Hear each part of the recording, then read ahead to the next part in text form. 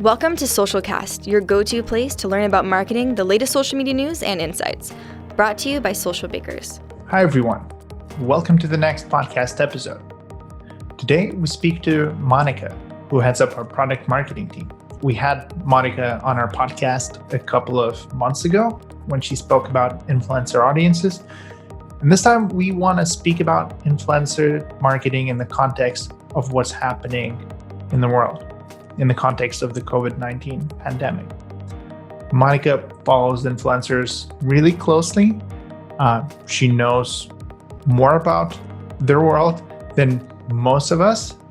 And it's always just a good conversation with Monica anyway. So without further ado, let's hear it from Monica. Hi, Monica. Welcome back to the podcast. It's really good to have you on again. And I know last time we spoke about influencer audiences, diehard fans, and now we're here to speak about the influencers themselves, because it's quite a time for influencers right now.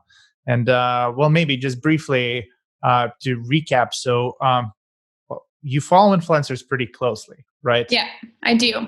I think as someone who works in marketing, I follow it from a marketing perspective, but let's be honest, I follow it from my personal perspective. Just it's an interest and hobby. And so I'm not trying to be a professional here. I just enjoy it myself. So I'm glad I can help as well, give information to marketers on this side of things too. Right. And of course, everyone is welcome to rewatch that first episode we did together. It's very, very useful just to understand influencer audiences better. But now we want to talk about influencers because, well, let's be honest, it's a pretty tough time for all of us. But what about influencers? I can't imagine it being easy currently. What are you seeing, Monica, right now? Yeah, it's a great question. I think everybody's thinking about it right now. So I'm glad that we could sit down together and talk about it. When we think about influencers, maybe we think about them as like these non-human type subsect of something like, influencers. But when you get down to the core of it, influencers are freelancers, they're artists, they're creatives, they're people. So I think we're seeing influencer marketing and influencers change a bit in the way freelance and gig work is changing a little bit right now. Mm-hmm. So I think that's an interesting takeaway right now is influencers may have a bigger reach, a bigger audience, bigger brands that they work with, but they're small businesses in a lot of ways. Yeah. And so has business, for some of them, I imagine business has stopped entirely, like for some businesses out there. For some, it sort of continues. How it has actually, have influencers just become sort of, social distancing lockdown influencers, or do they still have their niche sort of preferences right now?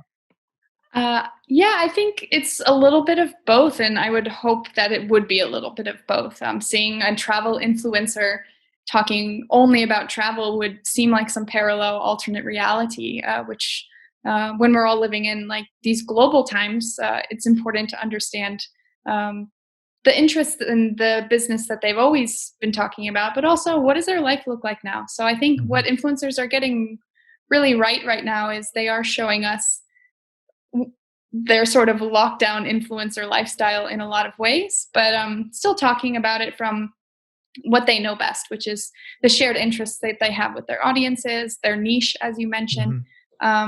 So for me, following influencer content has been an interesting look into how the people that, I'm not going to say I love, but the people that I feel really close and connected to as influencers go, how are they emotionally handling things?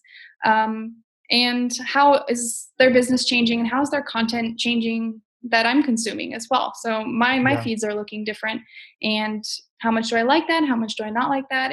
I guess it really depends on how the influencer is managing that balance. And what are some of the responses to this crisis that you've seen from influencers that kind of stand out for you? Yeah, there's one. So it is a Scottish influencer, Forever Yours, Betty. And she's more of a lifestyle influencer. And I think the lifestyle influencers right now are the ones who are suddenly the lockdown experts in a lot of ways. But a few weeks ago, she talked about really candidly how she lost all of her promotions, all of her ads that were set up or already shot. So brands were pulling out at a rapid rate a few weeks ago, and she was slashing her ad rates. So she was really honest about, being a freelancer, being a small business owner, and how, brands really did have to make that call a few weeks ago, especially. Let's pull out, let's decide, let's take a breather and figure out our strategy right now. And seeing that from the influencer perspective, and also, working in marketing, it was an interesting thing to understand the business side and being really transparent about, they are content creators, but they are business people. So seeing that sort of financial hardship was really refreshing and interesting to me, that she let her followers in on that side of things. So influencers are kind of like businesses, and it's always interesting to look for influencers and just in general how they create content. Is there anything that we could be learning from their responses as businesses? I definitely think so. As I always talk about and in our previous podcast, influencers are so hyper connected to their audiences because they're obviously like maybe a one-man show kind of thing. So they can't afford to really lose that followership, lose the loyalty there. So as brands, we're trying to figure out, I think, how do I communicate today? How do I show that I'm strong? How do I show that I'm a thriving business? And influencers have sort of taken the opposite approach. They're like, how do I feel today? How is my content different today drastically than it was yesterday? And so they're really able to address their strategy so quickly and really keep their finger on the pulse of what's going on. I don't know if brands can be that agile. That's an insane ask for brands to be that way. But I think being a little bit more careful and cautious and understanding of the current times is an interesting approach that we can get from influencers. This humanity, this transparency, we use these buzzwords so much when talking about influencers, but I can't help but saying it's it's so true. They're so transparent. You're seeing them in their loungewear now, in their jammies, with their hair up, and they're now just giving house tours instead of, taking you to new cafes and brunch places, especially the lifestyle influencers. So I think the reality is that influencers are transparent and they're real, and brands could, even while maintaining this strength and this we're here for the long term, they could be a little bit more vulnerable, I think. Right, and they sort of have this very direct access to an audience that's really sort of personal. It's almost like a friendship that they built. So it wouldn't it feel almost kind of awkward if you wouldn't react, let's say, or you took too long to react in that situation, right? Yeah, I think that's also a great point in terms of the content that's sort of been changing. They're reacting, and they're also drawing a lot of attention to some really emotional topics like mental health, taking care of yourself, being, I guess, okay with the lack of productivity as well. I think there's been a whole sort of, I don't know, the growth or expansion of content that's like, suddenly I have all this time to be so productive. Suddenly I have all this time to create these blogs. I have all this time to be so creative.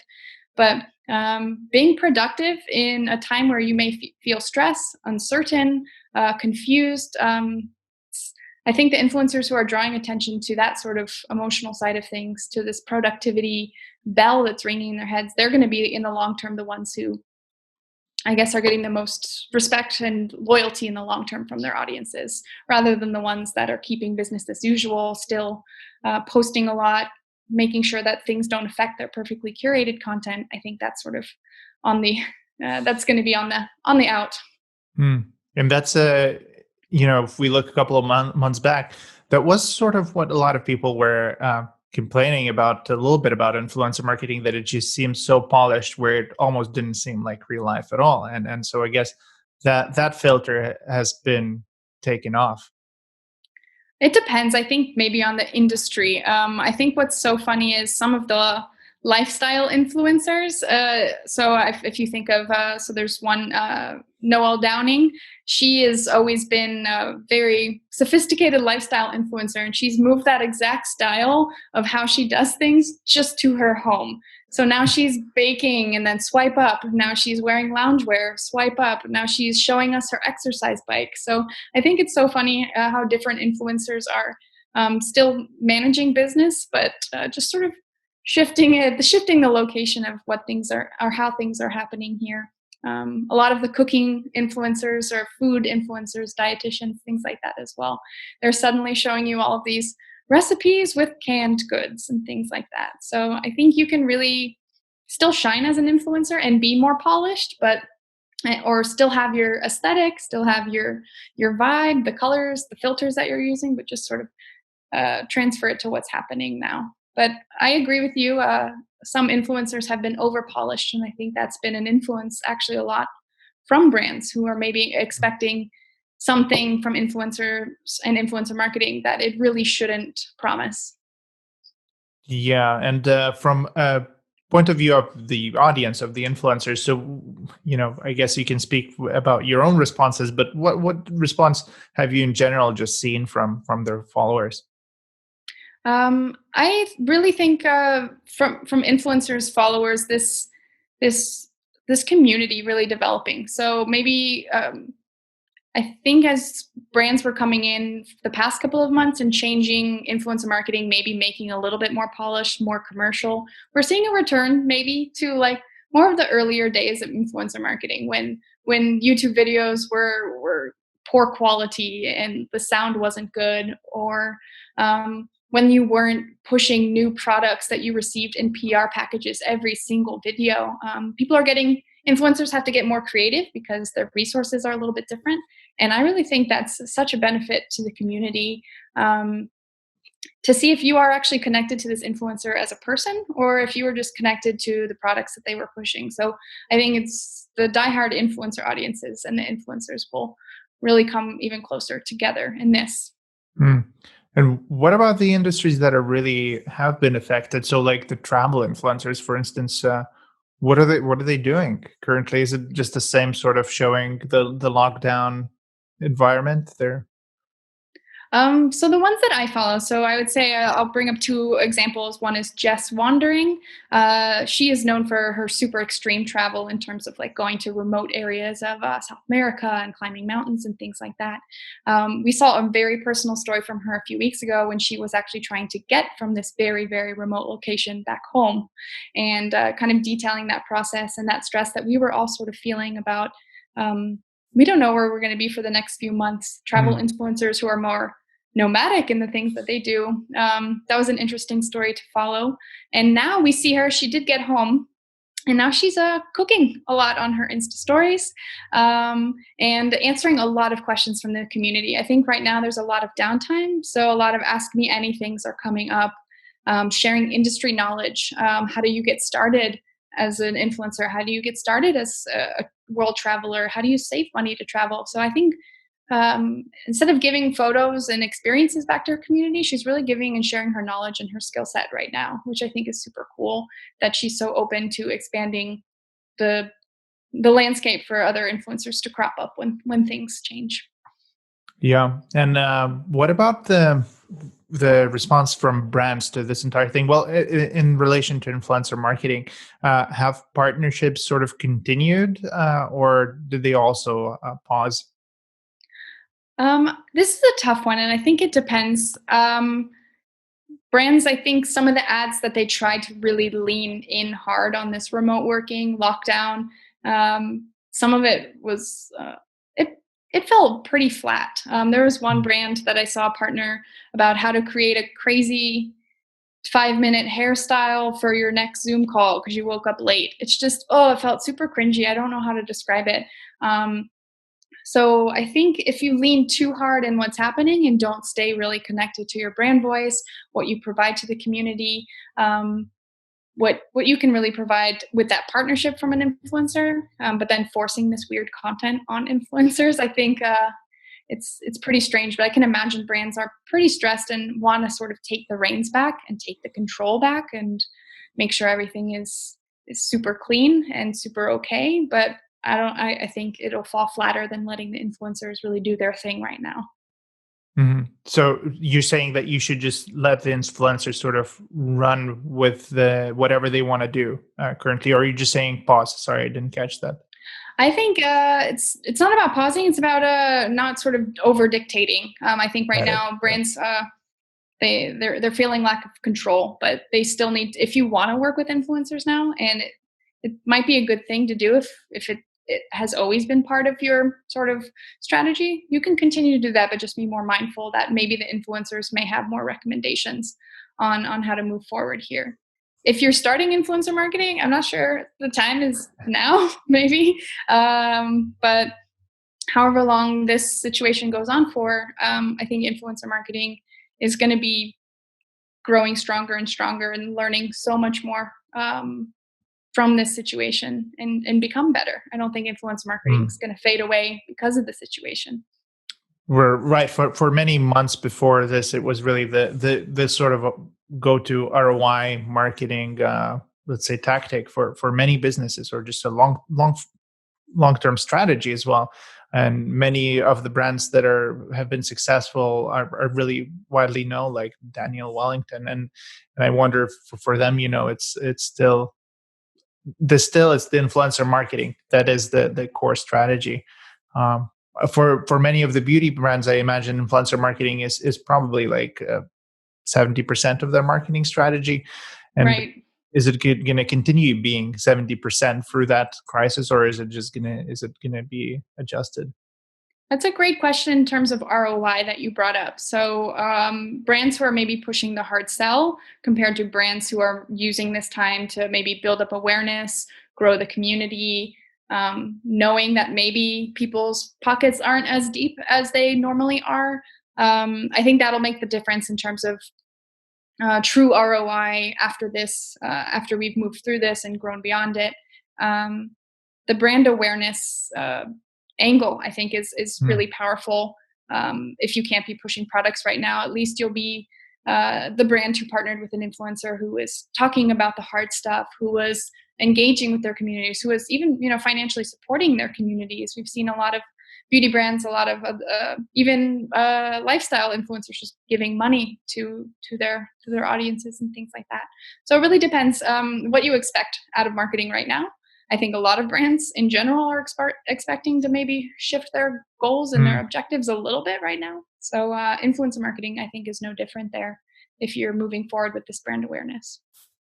Yeah, and I suppose in many regards, so if influencer marketing, maybe it was very popular because it was sort of an effective way to get your return back for whatever you're investing. I don't know why that should essentially change as if let's say especially past this crisis, and maybe that's a topic to discuss. So if we're really entering a kind of a long term economic downturn, is influencer marketing risky in that sort of situation? Are brands going to opt for something a bit more, let's say, traditional and usual, or like running, let's say, Facebook advertising, or doing more display advertising as opposed to influencer marketing, or are we going to stick to influencer marketing? That's a great question. I cannot be the one person who can tell you about the full-blown implications of an economic downturn. But what I can say is influencer marketing is great. And if something like this takes away something that has really revolutionized the way that we connect online and the way that we connect with brands, then that will be an incredible disappointment to me and a lot of other people in different influencer communities. But I honestly think influencer marketing might be kind of like the cockroach of marketing. It's not. It's gonna ride out anything that happens. But for me, I hope that it doesn't just stay as is, but it really grows and changes. And our approach to influencer marketing in the future should be our approach to, hopefully the world is going to be changing and improving as well. So it would be such a shame for influencer marketing to use this time and this growth and this creative energy that it's experienced right now and then go back to shilling products or in a way that was getting a little bit too, I can't even say it, commercialized. I know it Mm. is a business, it is advertising, but it was losing a lot of trust over the past couple of years. It's growing back now with the transparency in terms of actually saying that you're in partnership with brands. But this is a very long-winded answer to say I hope influencer marketing uses, I don't know, what it's been doing over the past couple of months and takes that into the future, because then it'll be stronger than ever. Yeah, my intuition tells me that it has to stick, just because I mean, if you think about what influencer marketing essentially is, influencers have an access to an audience that really trusts them, and I mean, brands also have accesses to audiences, or they can access them organically, or they can pay to reach that audience. So essentially, those influencer audiences are not going to disappear, I suppose, unless the influencers really do something just plain stupid, during this time. But and Exactly. that access is what counts, right? Like that's what you pay for as a brand. It does, and I hope this time really also strips it back to some of the best parts of it in influencer marketing. What you're saying is this trust, this closeness, and removes sort of the I don't know, celebrity status of influencers that kind of ruins a lot of things about influencer marketing. So we'll see how brands and influencers respond to this. So it will really affect what influencer marketing looks like in the next couple of years. I saw a really great, I can't believe I'm about to say I saw a really great meme. I'm sorry about that. It is from the movie Legally Blonde. And so Elle Woods, who is in an interview, the interviewer asks her, so do you have any questions for us? The standard at the end of an interview, you want to re-interview the interviewer. And she says, yes, I'd like to know how your brand responded to the crisis, and how did you ensure the safety and well-being of your employees at this time, and things like that. What I really liked about that meme is that we should hold brands to a super high standard right now. How they respond and how they figure out this crisis over the next couple of weeks, I think will really solidify how we feel about certain brands. And I think the same goes for influencers and the partnerships that they experience together. That is a really beautiful note to sort of, build a vision into the future. I really, really appreciate that response. Anything else that you'd like to add at the moment? I'm trying to think in terms of maybe some small sort of trivia or nuggets of information from the influencer world that I've really enjoyed. Maybe some people like to hear examples. Maybe I'm not very good at describing them podcast wise, but I'd love to share a few if you are open to that. Oh, you do a great job. Thank you very much. So my first one, I talked a lot about how influencers are definitely freelancers right now, and they create a lot of content. And so maybe they're experiencing more financial hardships. But if you are an influencer and a YouTuber, you're going to be still getting a lot of sort of ad revenue that way. So what I really appreciated is a bunch of beauty YouTubers in the UK actually donated all of their ad revenue on Saturday to helping the NHS. So I thought it was super cool. At the beginning of every video, they're like, please don't skip your ads. Watch them all the way through. And any money we get on these videos, I think there are 40 influencers, 40 YouTubers, and I have the note here, 26 million followers or subscribers across those 40 YouTubers. And all that money, that ad money being donated. I thought that was such a cute and interesting and very modern fundraising. I've never, ad revenue from YouTube as a fundraiser felt so modern and so creative at times like this. So I really liked that. Yeah, wow, that's a nice bit of empathy, and there's a lot of empathy in that response. And I imagine for many of these influencers, their audiences are actually in a position where they're really in a tough spot, and many of these influencers are actually in positions of, let's say, well, moderate wealth, you could call Exactly. it, or sometimes a lot of wealth. So I imagine they would be wanting to reach out to their communities and help directly somehow as well. Yeah, I thought especially this was very interesting. They're like, if you can't be donating to the NHS yourself right now, just sit here and do what you do, watch the videos. You are helping, you are part of my community, and on behalf of my community, I'm donating for us. So I thought that was really special and super powerful. The other thing I wanted to bring up is kind of influencers as small businesses. So I think this is kind of an approach we don't often see. Influencers may have just one job. They could be influencers. They may have quit their job. but they're often creative types or artists as well. There was an influencer who took to her Insta stories. So this is a clothes horse. She lives in a very, very, very small town in Northern Ireland. And she was talking about how the work that she does when you're ordering her prints or you're ordering her art, you are actually keeping her small town's post office open. They were deciding whether they should close it right now because they're not filling their mail quota.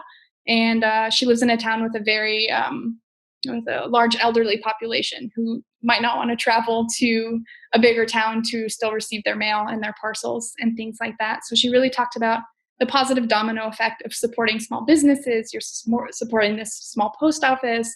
You're supporting the elderly community in the small town in Northern Ireland. I thought it was just bringing this whole community together. And you realize in a global pandemic, you are so attached to these people in these small, faraway towns who are experiencing things the way you are. I got pretty emotional about it. So I thought that was just, I was picturing these, the elderly community still being able to get what they need and go about their lives and not be compromised by, something like going to a larger post office. So I thought that was really special. Yeah, it's as if your friend would be asking you to just help them out, in this current Exactly. time. Like when you buy boxes of Girl Scout cookies from your friend's kid and you're like, yeah, I'm helping my community here. Exactly. And it makes you feel good. You at the Yes. same time, you feel like, you feel happier being able to help others, I almost feel. Yeah. So I think those were two really cool examples. And then, anytime you have any questions about influencers, the way the content is changing so rapidly, really day to day. And some days influencers are super positive and doing like challenges and being part of the community. Some days they're just not doing well. And I think that is super cool to see. And brands should not be afraid of that sort of emotional vulnerability. And I think they could really benefit from a partnership with the authentic influencers and not shy away from some of that darker stuff. Yeah, agreed. And if we, as marketers for brands, if one thing we can learn for this time is a little bit of empathy, that would be a solid takeaway from this whole messy situation. It would. I think that's a great way to sort of wrap things up. You said it. You said it. Thank you, Monica. Thank you so much for taking the time to speak to us. And we'd love to have you here again after this is over and you can tell us, where has it really taken us? I look forward to that time for many reasons. But in general, hopefully you guys learned something today. I hope my enthusiasm didn't get in the way of sort of telling a cohesive narrative, but we'll see how that goes when we listen to it, right? It was great. Thank you so much and take care. All right. Thanks. Bye-bye.